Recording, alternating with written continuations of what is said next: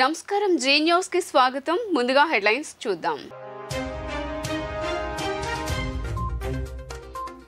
పోలవరాన్ని సందర్శించిన రాష్ట్ర ముఖ్యమంత్రి Chandrababu spillway coffer dam diaphragm wall పనుల పురోగతిపై జలవనరుల శాఖ అధికారులను అడిగి తెలుసుకున్న చంద్రబాబు.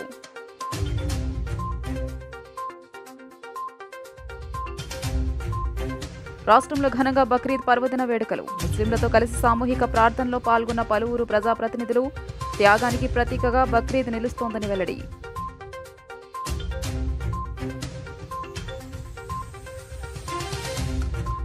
తెలుగుదేశం హయాంలోనే యువతకు ఉద్యోగ ఉపాధ్యాయ అవకాశాలు లభిస్తాయన్న సెంట్రల్ ఎమ్మెల్యే బోండా ఉమామహేశ్వరరావు.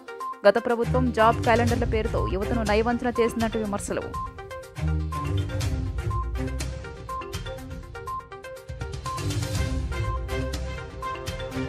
ఈ నెల 19న డిప్యూటీ సీఎంగా బాధ్యతలు స్వీకరించనున్న జనసేన అధినేత పవన్ కళ్యాణ్. సచివాలయం 2వ బ్లాక్ మొదటి అంతస్తులో 212 ఛాంబర్ని పవన్ కళ్యాణ్ కోసం సిద్ధం చేస్తున్న అధికారులు. ఇక డీటెయిల్స్ చూస్తే ముఖ్యమంత్రి చంద్రబాబు పోలవరం ప్రాజెక్టును సందర్శించారు. Spillway, copper dam, diaphragm wall పనుల పురోగతిపై జలవనరుల శాఖ అధికారులను అడిగి తెలుసుకున్నారు. ఆ తర్వాత వారితో కలిసి బస్సులో ప్రాజెక్టు పరిసరాలను పరిశీలించారు. ఏపీ సీఎం చంద్రబాబు పోలవరం ప్రాజెక్టును సందర్శించారు. సోమవారం ఉదయం 11 గంటలకు ఉండవల్లిలోని తన నివాసం నుంచి బయలుదేరి ప్రాజెక్టు వద్దకు చేరుకున్నారు. పోలవరం ప్రాజెక్టు వద్దకు వస్తూ హెలికాప్టర్ నుంచి స్పిల్వే సహా వివిధ ప్రాంతాలను ఆయన సమీక్షించారు. ప్రాజెక్టు సమీపంలో ఏర్పాటు చేసిన హెలీప్యాడ్ వద్ద మంత్రులు నిమ్మల రామానాయుడు, కొలుసు పార్థసారథితో పాటు ఎమ్మెల్యేలు, తెదేపా ముఖ్య నేతలు ఆయనకు స్వాగతం పలికారు. అనంతరం ప్రాజెక్టు వద్దకు చేరుకున్న అధికారులతో మాట్లాడారు. Spillway, coffer dam, diaphragm wall పనుల పురోగతిపై జలవనరుల శాఖ అధికారులను అడిగి తెలుసుకున్నారు. ఆ తర్వాత వారితో కలిసి బస్సులో ప్రాజెక్టు పరిసరాలను పరిశీలించారు. ప్రాజెక్టు పరిశీలన అనంతరం మధ్యాహ్నం 2 గంటల తర్వాత అధికారులతో సీఎం సమీక్ష నిర్వహించారు. 3 గంటల తర్వాత మీడియా సమావేశం ఏర్పాటు చేసి వివరాలను వెల్లడించనున్నారు.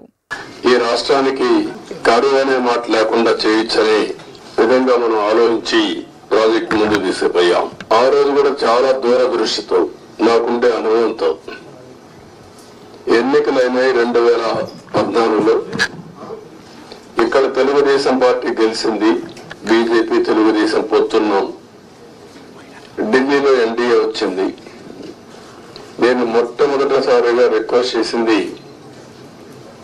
ఎందుకంటే నేను విజువలైజ్ చేశాను కాబట్టి, 7 మండలాలు తెలంగాణలో ఉన్నాయి కరువుకి ముంపు గురయ్యే మండలాలు.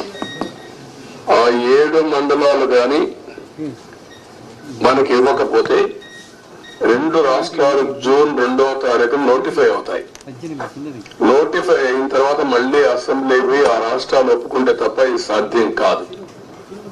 అందుకనే పట్టుబట్టి మీరు 7 మండలాలు ఇవ్వకపోతే నేను ప్రమాణ స్వీకారం కూడా చేయను, ఇంకా పోలవరం ప్రాజెక్ట్ కాదు అనే ఉద్దేశంతో నేను పట్టుబట్టి ఫస్ట్ కేబినెట్ చరిత్రలో ఎన్డీఏ 2 అసెంబ్లీలో మామూలుగా మెంబర్లంతా కూడా ఓట్ తీసుకున్న తర్వాత రెగ్యులర్ బిజినెస్ స్టార్ట్ అవుతుంది. మినిస్టర్స్ ని స్వేరింగ్ ఇన్ చేసి ఎంపీ ఓట్ తీసుకొని రెగ్యులర్ బిజినెస్ స్టార్ట్ అవుతుంది. అలాంటిది ఆర్డినెన్స్ ద్వారా ప్రెసిడెంట్ ఆఫ్ ఇండియాని కన్విన్స్ చేసి కొత్త ప్రభుత్వం వస్తున్న ఆర్డినెన్స్ ఇవ్వాల్సిన అవసరం ఉండదు. ప్రెసిడెంట్ కూడా ఒప్పుకోడు. ఈ యొక్క అత్యవసర పరిస్థితిని ఆయనకు నచ్చజెప్పి ఒక కేబినెట్ మినిస్టర్స్ వెళ్ళి నచ్చజెప్పి తర్వాత కేబినెట్ పెట్టి నేడు బక్రీద్ పర్వదినాన్ని పురస్కరించుకొని AP deputy CM Pawan Kalyan ముస్లింలకు శుభాకాంక్షలు తెలియజేశారు. త్యాగనిరతికి ప్రతీక బక్రీద్ పండుగ అని అభివర్ణించారు. ప్రతి పండుగలోనూ గొప్ప ధార్మిక సందేశం, విశిష్టత ఉంటాయని వెల్లడించారు. ఇస్లాం మతంలో విశ్వాసం ఉన్నవారు రంజాన్ను ఎంతో భక్తి శ్రద్ధలతో జరుపుకుంటారో బక్రీద్ పండుగను కూడా అంతే నిష్ఠగా జరుపుకుంటారని వివరించారు. ప్రవక్త మహమ్మద్ త్యాగనిరతిని స్మరించుకుంటూ నిర్వహించే ఈ పండుగ ముస్లింలందరికీ భగవదానుగ్రహం కలుగజేయాలని ఆకాంక్షిస్తున్నట్లు పవన్ కళ్యాణ్ తెలిపారు. ముస్లింలు అతి పవిత్రంగా భావించే హజ్ యాత్ర కూడా ప్రారంభమయ్యే ఈ శుభదినాల్లో ఆ భగవంతుడు అందరినీ చల్లగా చూడాలని మనసారా కోరుకుంటున్నానని ఓ ప్రకటనలో పేర్కొన్నారు. జనసేన అధినేత పవన్ కళ్యాణ్ ఎప్పుడు మంత్రిగా బాధ్యతలు స్వీకరించబోతున్నారు? ఈ వేడుకను కనులారా చూడాలని జనసేన, పవన్ కళ్యాణ్ అభిమానులు ఆసక్తిగా ఎదురుచూస్తున్నారు. ఈ నెల 19న మంత్రిగా జనసేన అధినేత పవన్ కళ్యాణ్ పదవి బాధ్యతలు స్వీకరించనున్నారు. పవన్ కోసం ఛాంబర్ రెడీ అవుతోంది. ఇప్పటికే పలుమార్లు మంత్రి నాదెండ్ల మనోహర్ సచివాలయానికి వెళ్లారు. చివరకు రెండో బ్లాక్లోకి మొదటి అంతస్తులో 212 రూమ్ని పవన్ కోసం సిద్ధం చేస్తున్నట్లు తెలుస్తోంది. అదే అంతస్తులోని ఛాంబర్లను మంత్రులు నాదెండ్ల మనోహర్, కందుల దుర్గేష్కు కేటాయించనున్నారు. ఈ లెక్కన జనసేనకు చెందిన 3 నేతల గదులు పక్కపక్కనే ఉండనున్నాయి. ప్రస్తుతం ఆయా ఛాంబర్లలో ఫర్నిచర్ రెడీ చేస్తున్నారు అధికారులు. చంద్రబాబు మంత్రివర్గంలో పవన్ కళ్యాణ్ డిప్యూటీ సీఎంతో పాటు పంచాయతీరాజ్, గ్రామీణాభివృద్ధి, గ్రామీణ నీటి సరఫరా, అటవీ, పర్యావరణం, సైన్స్ అండ్ టెక్నాలజీ శాఖలను కేటాయించారు.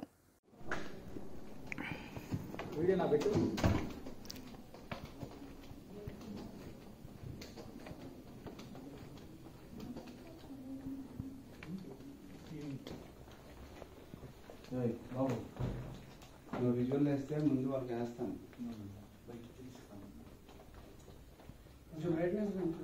అది ఓపెన్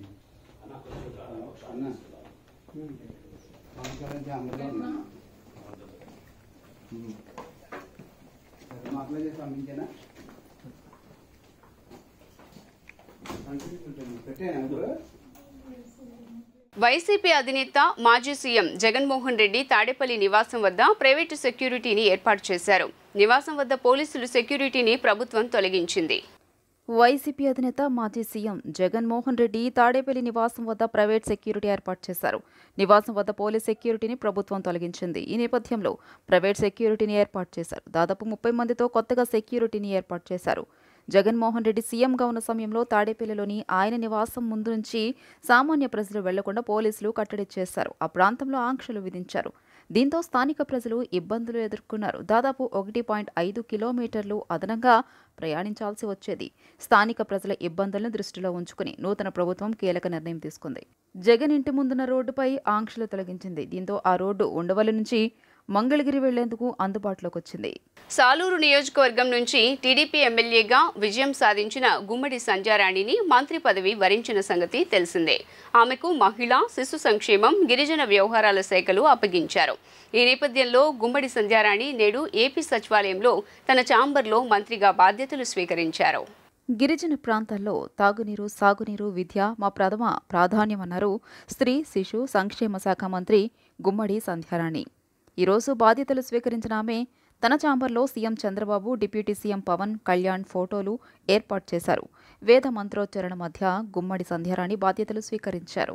ఈ సందర్భంగా ఆమె మాట్లాడుతూ గిరిజన హాస్టళ్లలో వర్షాలు కురిసినప్పుడు జబ్బులు బారిన పడుతున్నారు. దీంతో ఏఎన్ఎంలను గిరిజన ఆశ్రమ పాఠశాలల్లో వేస్తున్నాం. 544 పాఠశాలల్లో వారిని నియమిస్తున్నామన్నారు. నాకిచ్చిన శాఖలు చాలా కీలకమైనది.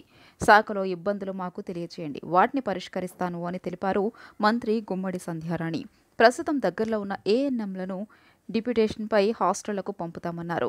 ఐటీడీఏ, ఐసీడీఎస్లను ఖచ్చితంగా ప్రక్షాళన చేస్తాం. అంగన్వాడీ సమస్యలు ఒక్కొక్కటి పరిష్కారం చేస్తాం. ఇప్పుడు గిరిజన స్కూళ్లలో డ్రాపౌట్లు ఎక్కువయ్యాయి. తాగునీరు, సాగునీరు, విద్య గిరిజన ప్రాంతాల్లో మా ప్రథమ ప్రాధాన్యం ఇస్తామని పేర్కొన్నారు స్త్రీ శిశు సంక్షేమ శాఖ మంత్రి గుమ్మడి సంధ్యారాణి.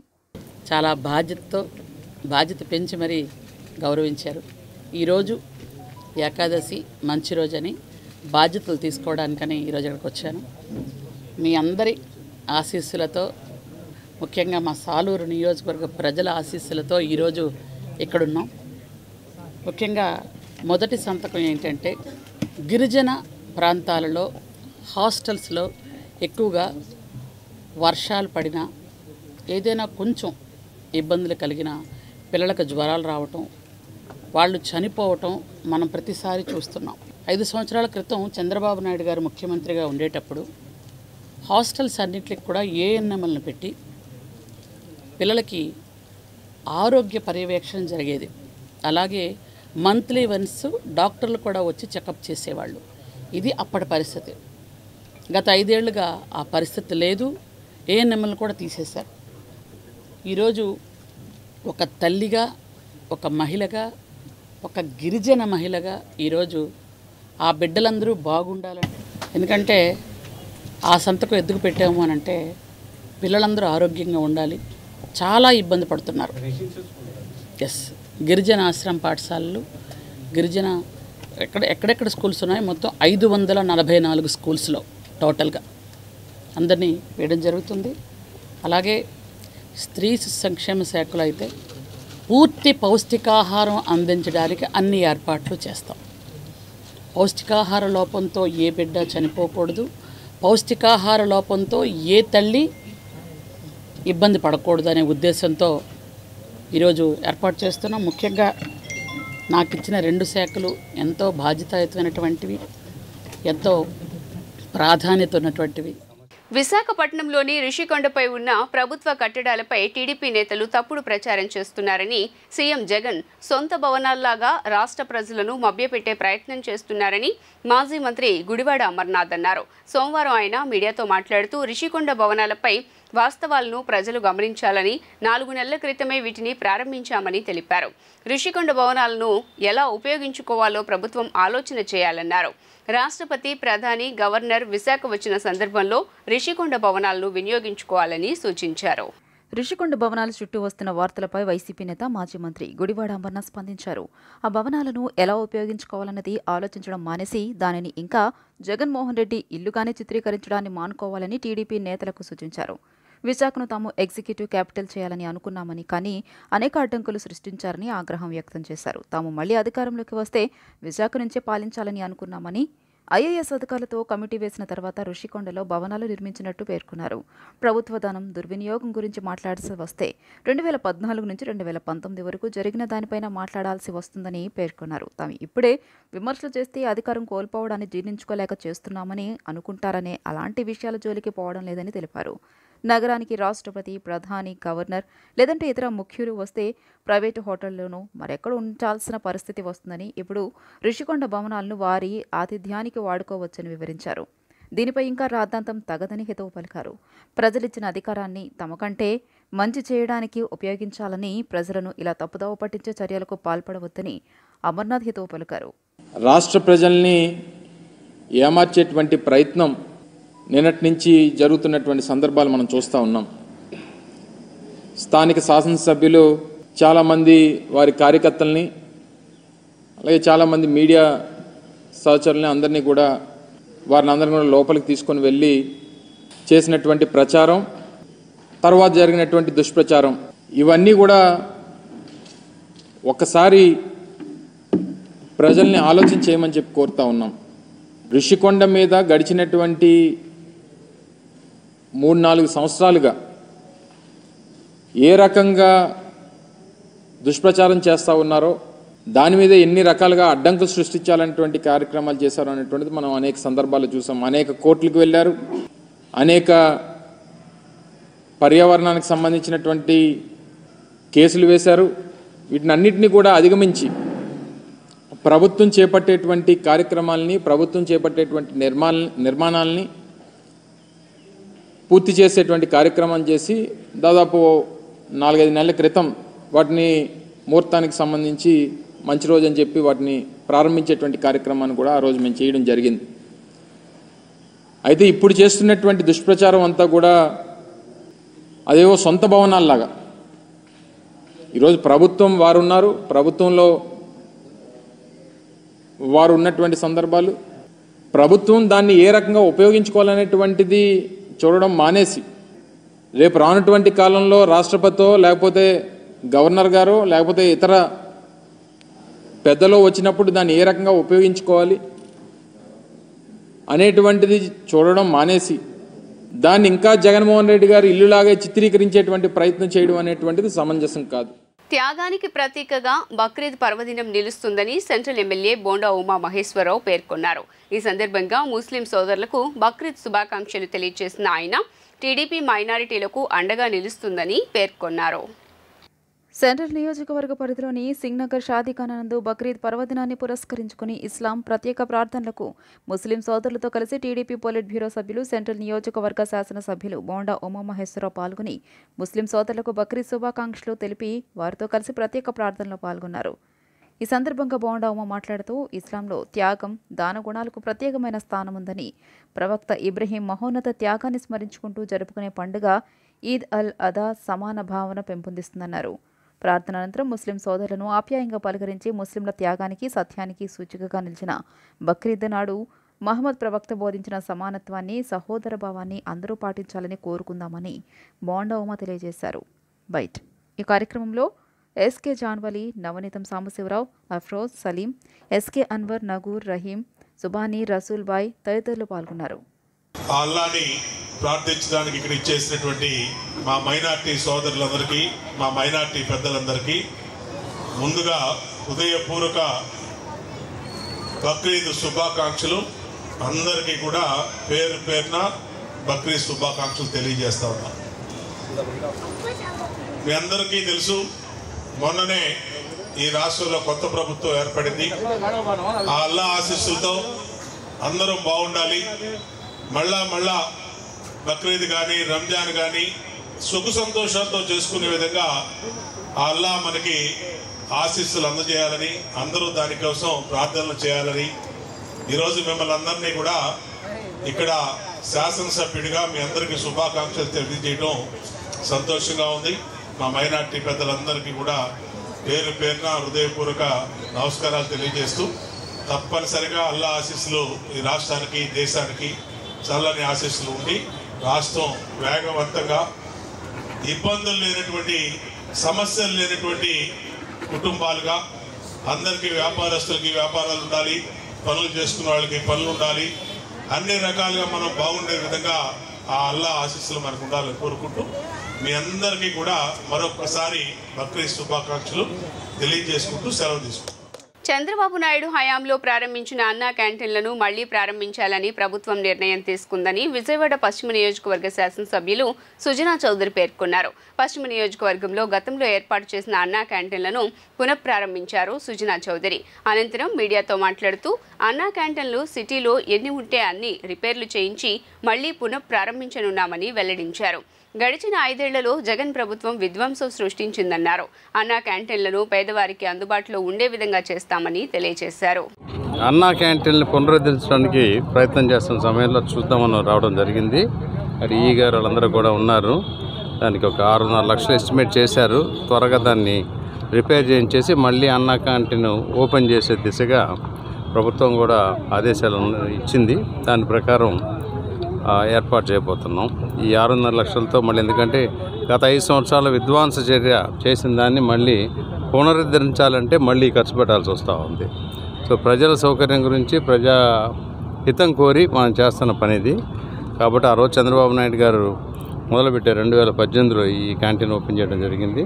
మళ్ళీ దానికి మంచి దశ రాబోతున్నదని చెప్తున్నాం. ఇప్పుడు ఒక 15 రోజులు. తమ ప్రభుత్వ హయాంలో ప్రవేశపెట్టిన అన్నా క్యాంటీన్ పథకాన్ని అన్యాయంగా రద్దు చేసిన ఘనత జగన్మోహన్ రెడ్డి ప్రభుత్వానికే దక్కిందని సెంట్రల్ ఎమ్మెల్యే బోండా ఉమా మహేశ్వరరావు విమర్శించారు.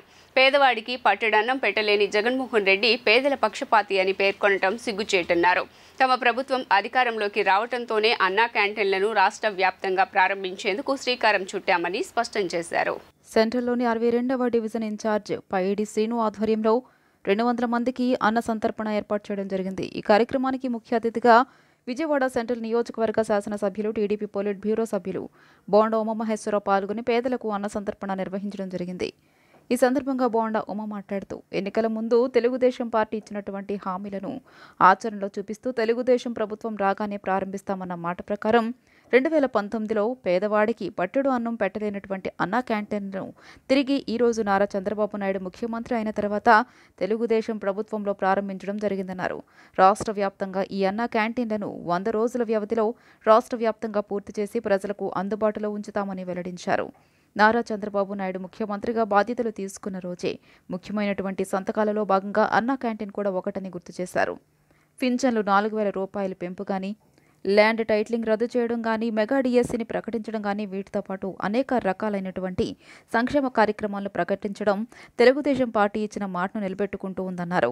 ఈరోజు వాటిలో భాగమైన అన్నా క్యాంటీన్ను విజయవాడ సెంట్రల్ నియోజకవర్గంలో 58వ డివిజన్లో గతంలో ఈ సెంటర్ నియోజకవర్గంలో 5 అన్నా క్యాంటీన్లు ఉండేవి అని, కదా వైసీపీ ప్రభుత్వం పేదవాడి పొట్ట కొట్టేటువంటి విధంగా 2019 జగన్మోహన్ రెడ్డి అధికారంలోకి రాగానే తీసేసి ప్రజల కడుపు మీద కొట్టారన్నారు.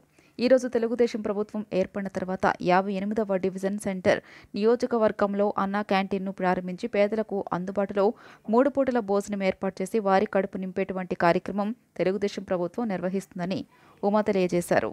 2014-2019 అసంఘటిత కార్మికులకి, ఆటో కార్మికులకి అలాగే ముఠా కార్మికులకి ఒక స్వర్ణయుగం లాంటిది చంద్రబాబు గారి పరిపాలన. ఆ రోజు ఎక్కడికక్కడ అన్నా క్యాంటీన్లు పెట్టి 5 రూపాయలకే పేదవాడి కడుపు నింపినటువంటి ప్రభుత్వం తెలుగుదేశం ప్రభుత్వం, చంద్రబాబు గారి ప్రభుత్వం. మేము ఎన్నికల్లో 2024 ఎన్నికల్లో ప్రామిస్ చేసాం, మేనిఫెస్టోలు పెట్టాం.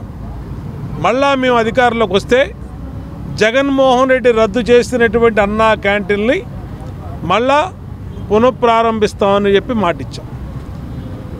ముఖ్యమంత్రిగా చంద్రబాబు నాయుడు గారు బాధ్యతలు తీసుకున్న తొలి రోజునే అన్నా క్యాంటీన్ల పునఃప్రారంభం దస్త్రం మీద సంతకం పెడతాం అనేది పేదవాళ్ళకి సంతోషమైంది. మళ్ళీ పేదవాళ్ళకి కడుపు నింపే రోజులు వచ్చినాయి. మళ్ళా ప్రజాప్రభుత్వం, పేదల ప్రభుత్వం ఈరోజు వచ్చిందని ప్రజలందరూ కూడా సంతోషం వ్యక్తం చేశారు. సెంట్రల్ నియోజకవర్గం సెంట్రల్ ఎమ్మెల్యే బోండా ఉమాయేష్ గారి ఆదేశాల మేరకు ఏదైతే 2014-2019 వరకు మా సీఎం వర్యులు ప్రీతం ముఖ్యమంత్రి నారా చంద్రబాబు నాయుడు గారి ఆదేశాల మేరకు మరి ఏదైతే పైలట్ ప్రాజెక్ట్ అయిన అన్నా క్యాంటీన్లు అనేది స్ఫూర్తితో ప్రతి ఒక్కరికి భోజనం సదుపాయం కల్పించాలని, అందులో ఈ సెంట్రల్ నియోజకవర్గం అంటే అత్యంత పేద ప్రజలు నివాసం ఉండే సెంట్రల్ నియోజకవర్గంలో మరి ఏ రోజు కానీ రెక్కాడితే కానీ డొక్కాడిన పరిస్థితి.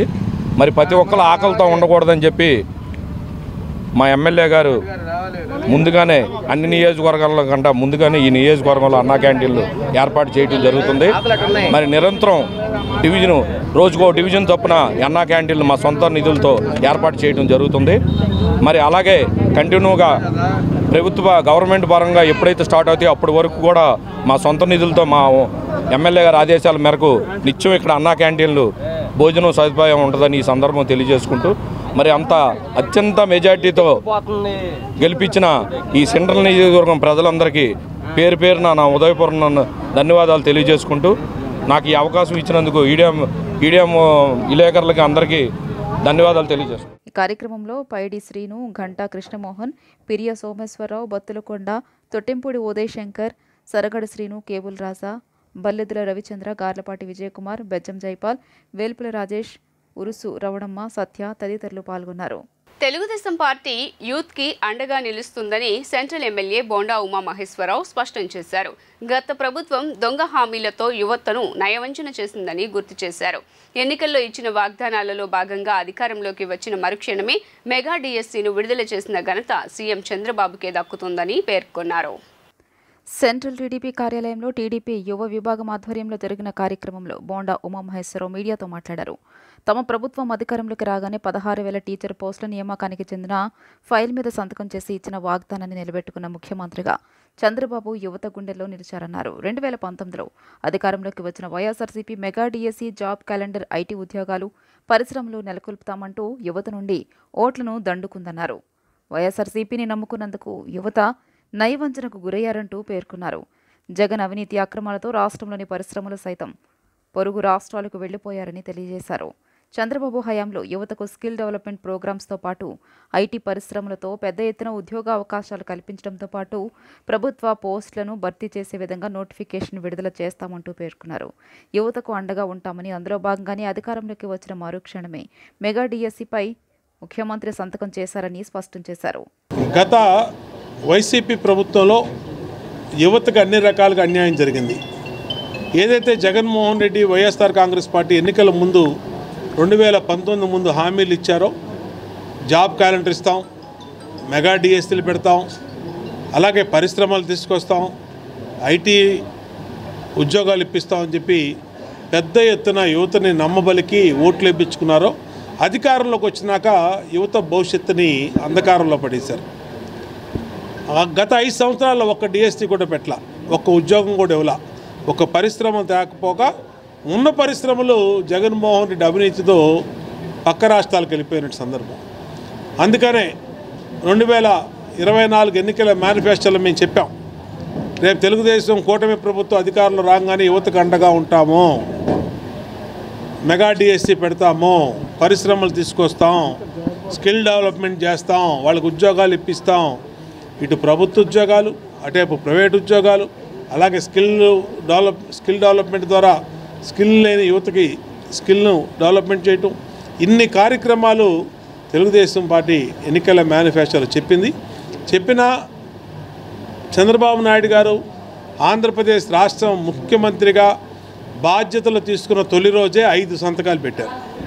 ప్రజలకు సంబంధించిన సంతకాలు 5, 4,000 పింఛను, 3,000 పింఛను 4,000 చేయటం కానీ, అలాగే అన్నా క్యాంటీన్లు పెడతాం కానీ, అట్లాగే ల్యాండ్ టైటిల్ యాక్ట్ రద్దు చేయటం కానీ, అట్లాగే మెగా డిఎస్సి ద్వారా మరి అందరికీ ఉపయోగపడే కార్యక్రమాలు చేయటం కానీ, యువతకి ఉద్యోగాలు ఇప్పించడం కానీ, ఎన్ని కూడా ప్రజలకు ఉపయోగపడే ఇది ప్రజాప్రభుత్వం, తెలుగుదేశం ప్రభుత్వం. విజయవాడ సెంట్రల్లో ఉద్రిక్త వాతావరణం చోటు చేసుకుంది. సెంట్రల్ ఎమ్మెల్యే బోండా ఉమా తనకు చేస్తున్న అన్యాయానికి నిరసనగా వైసీపీకి చెందిన మాజీ కార్పొరేటర్ నందెపు జగదీష్ శిరోముండనం చేయించుకున్నారు. తన ఆస్తులను, బిల్డింగ్లను కావాలనే అధికారుల చేత ఎమ్మెల్యే ధ్వంసం చేస్తున్నారని ఆరోపించారు. టీడీపీ ఎమ్మెల్యే బోండా ఉమామహేశ్వరరావు తనపై కక్ష సాధింపులకు పాల్పడుతున్నారని ఆరోపిస్తూ వైఎస్ఆర్సీపీ దళిత నేత శిరోముండనం చేయించుకున్నారు. విజయవాడ సెంట్రల్ నియోజకవర్గ వైఎస్ఆర్సీపీ దళిత నాయకుడిపై స్థానిక ఎమ్మెల్యే బోండా ఉమామహేశ్వరరావు గూండాగిరి చేస్తున్నారు. గత అసెంబ్లీ ఎన్నికల్లో వైఎస్ఆర్సీపీ తరపున ప్రచారం చేశాడనే కోపంతో అధికారులను ఉపయోగించి మరీ నందెపు జగదీష్కు చెందిన భవనాన్ని జేసీబీతో కూల్చివేయించారు.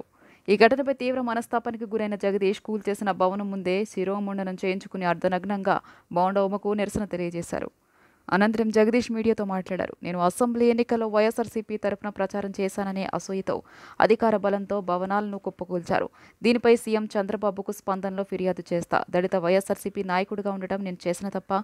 బోండా ఉమకు అధికారం తోడవడంతో ఇటువంటి అన్యాయాలు ముందు రోజుల్లో ఇంకా పెరిగే అవకాశం ఉందని మాట్లాడారు.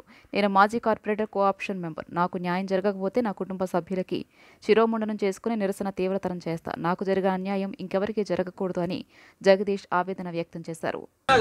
గెలిచిన 4వ రోజుగా మినిస్టర్ కావాలంటాడు, మమ్మల్ని రాజీనామా చేయమంటాడు. మేము చేయమని చెప్పా. రోజుకు ఒకసారి వైసీపీలోకి వెళ్ళిపోదాం అంటాడు. వెళ్దామన్నా అన్నారు. నేను వైసీపీలోకి వస్తానన్నా అని చెప్పా. ఆయన వైసీపీకి వెళ్ళలేదు. దేవుడి దేవల్ల మళ్ళీ చంద్రబాబు నాయుడు గారు టికెట్ ఇచ్చి గెలిచారు. చంద్రబాబు నాయుడు గారు బోండా ఉమామహేశ్వరరావు లాంటి వాళ్ళకి ఆవేశపడలేదు. మినిస్టర్ పదవి ఇవ్వకండి. చాలా అరాచకం జరుగుతుంది. ఎంత దుర్మార్గుడు అంటే ఇంకోటి కూడా చెప్తున్నా, అధికారులకు చెప్తున్నా, పోలీస్ ఆఫీసర్లకు చెప్తున్నా. పోలీస్ ఆఫీసర్లు ఎక్కడొకసారి పిల్లలు విజయవాడలో చదువుకుంటారని చెప్పి మంచి పోస్టింగ్ కోసం విజయవాడ వద్దాం అనుకుంటారు. ఈ బోండా ఉమామహేశ్వరరావు పని చేయబోకండి. పోలీసులు రీచింగ్గా చెప్తాడు. ఎందుకంటే నేను పోలీసులు ఎంత మంచి వాళ్ళు, నేను పోలీసులో స్నేహం ఉంది. మా నాన్న మా పెద్దనాన్న పోలీసులుగా చేశారు. ఎంత దుర్మార్గుడు అంటే పోలీస్ ఆఫీసర్లు ఏదో పిల్లలు చదువుకుంటారనేసి 15 లక్షలు 10 లక్షలు తీసుకోవడానికి. ఇవాళ బోండా ఉమామహేశ్వరరావు ఈ అరాచకం ఎందుకు చేస్తున్నాడంటే అందరూ చేసుకోవడానికి, ఏమంటే అందరి దగ్గర డబ్బులు వసూలు చేసుకోవడానికి. ఈ బారోల దగ్గర పోలీస్ ఆఫీసర్లు విజయవాడ సిటీ పరిధిలో 7 స్టేషన్లు ఉన్నాయి. సెంట్రల్ నియోజకవర్గంలో ఒక్కొక్క ఆఫీసరు పాపం పిల్లలను చదివించుకోవడానికో దేనికో కానీ వస్తామంటారు. వాళ్ళ దగ్గర 15 లక్షలు 10 లక్షలు తీసుకొని పోస్టింగ్ ఇస్తామంటాడు. ఆఫీసర్తో వద్దు రాబోకండి. నేను సిఐలతో సుదీర్ఘకాలంగా సిఐలతో ఏసీపీలతో హోంగార్డులతో నేను ప్రయాణం చేశాను. విజయవాడ నగరపాలక సంస్థ అధికారులు మాజీ కార్పొరేటర్ నందెపు జగదీష్ అక్రమ కట్టడాలను కూల్చివేస్తే ఆ అంశాన్ని స్థానిక ఎమ్మెల్యే మీద రుద్దాలని చూడటం అవివేకమని టీడీపీ నేతలు పేర్కొన్నారు. 70,000 మెజారిటీతో ఎమ్మెల్యేగా గెలిచిన బోండా ఉమామహేశ్వరరావుపై బురద చల్లే కార్యక్రమాన్ని మానుకోవాలంటూ నందెపు జగదీష్కు వార్నింగ్ ఇచ్చారు. వైఎస్ఆర్ మాజీ కార్పొరేటర్ నందెపు జగదీష్కు చెందిన భవనాలను కూల్చివేసిన ఘటనకు సంబంధించిన విషయాన్ని రాజకీయం చేయాలనుకోవడం దారుణమని టీడీపీ నేతల అభిప్రాయం వ్యక్తం చేశారు. సెంట్రల్ నియోజకవర్గంలోని టీడీపీ కార్యాలయంలో మీడియాతో మాట్లాడిన వారు నందెపు జగదీష్ తమ ప్రభుత్వ హయాంలో కార్పొరేటర్గా పనిచేస్తూనే కోవర్ట్గా తమ పార్టీకి సంబంధించిన విషయాలన్నింటినీ వైఎస్ఆర్సీపీకి చేరవేసేవాడని గుర్తు చేశారు. దాని తాలూకా అక్రమంగా సంపాదించిన సంపాదనతో కార్పొరేషన్ నిబంధనలకు విరుద్ధంగా భవనాలు కట్టడం జరిగిందని పేర్కొన్నారు. నిబంధనలకు విరుద్ధంగా నిర్మించిన అక్రమ కట్టడాలను నిన్న వీఎంసీ అధికారులు ధ్వంసం చేయడంతో తన అవినీతి అక్రమ బాగోతాలు ఎక్కడ బయటకు వస్తాయోనని ఆందోళనతో సెంట్రల్ ఎమ్మెల్యే తనపై కక్ష సాధింపు ధోరణి అవలంబిస్తున్నారంటూ తప్పుడు అభియోగాలు చేస్తున్నారని మండిపడ్డారు. ఆ భవనాల కూల్చివేతకు టీడీపీకి సంబంధం లేదని స్పష్టం చేశారు. ప్రకాష్ నగర్ చెందిన నందెపు జగదీష్ అనే మాజీ కార్పొరేటరు అతను అక్రమంగా కట్టిన కట్టడాలను ప్రభుత్వం వారు నిన్న కూల్చడం జరిగింది. దానికి నిరసనగా అతను బోండా ఉమామహేశ్వరరావు గారు కక్షపూర్తంగా నా మీద ఇలా చేస్తున్నారు అలా చేస్తున్నారని చెప్పి అసలు నిరసన తెలియజేస్తూ ఆ కొట్ల దగ్గరికి వచ్చి శిరోముండనం చేసుకుని స్వయంగా నిరసన చేస్తున్నానని చెప్పి జనాలను మభ్యపెట్టే రీతిలో ఇవాళ ఒక ప్రోగ్రాం చేయడం జరిగింది. ఈ నందెప్ జగదీష్ అనే అతని వ్యక్తి గత ప్రభుత్వంలో తెలుగుదేశం పార్టీలో ఉండి కోవర్ట్గా పనిచేసి వైసీపీ పార్టీ రాగానే అధికారంలో రాగానే వాళ్ళతో చేతులు గడిపి అనేకమైన అక్రమాలు చేసి డబ్బు కూడా పెట్టి అక్రమ కట్టడాలు కడితే నిబంధనల విరుద్ధంగా గత ప్రభుత్వంలో వాళ్ళు ఉన్నారు కాబట్టి అవినీతి అధికారుల అండతో వాటిని అలా కొనసాగించాడు. ఇప్పుడు న్యాయమైన పరిపాలన చేసే కూటమి ప్రభుత్వం అధికారంలోకి వచ్చింది కాబట్టి అధికారులందరూ కూడా మేల్కొని అక్రమ కట్టడాన్ని కూల్చడంలో భాగంగా నిన్న నందెప్ జగదీష్ కట్టిన అక్రమ కట్టడాలను విఎంసీ అధికారులు కూల్చడం జరిగింది.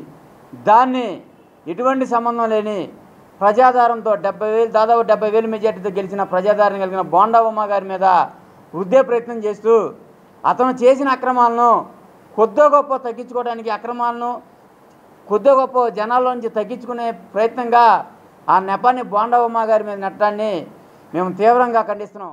వార్తలు ముగించే ముందు హెడ్లైన్స్ మరోసారి. పోలవరాన్ని సందర్శించిన రాష్ట్ర ముఖ్యమంత్రి Chandrababu spillway coffer dam diaphragm wall పనుల పురోగతిపై జలవనరుల శాఖ అధికారులను అడిగి తెలుసుకున్న చంద్రబాబు.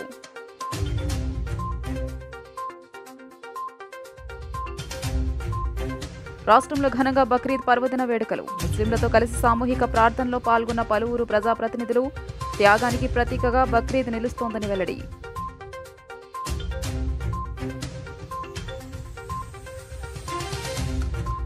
తెలుగుదేశం హయాంలోనే యువతకు ఉద్యోగ ఉపాధ్యాయ అవకాశాలు లభిస్తాయన్న సెంట్రల్ ఎమ్మెల్యే బోండా ఉమామహేశ్వరరావు.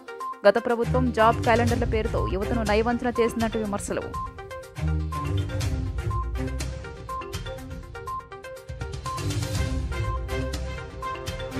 ఈ నెల 19న డిప్యూటీ సీఎంగా బాధ్యతలు స్వీకరించనున్న జనసేన అధినేత పవన్ కళ్యాణ్.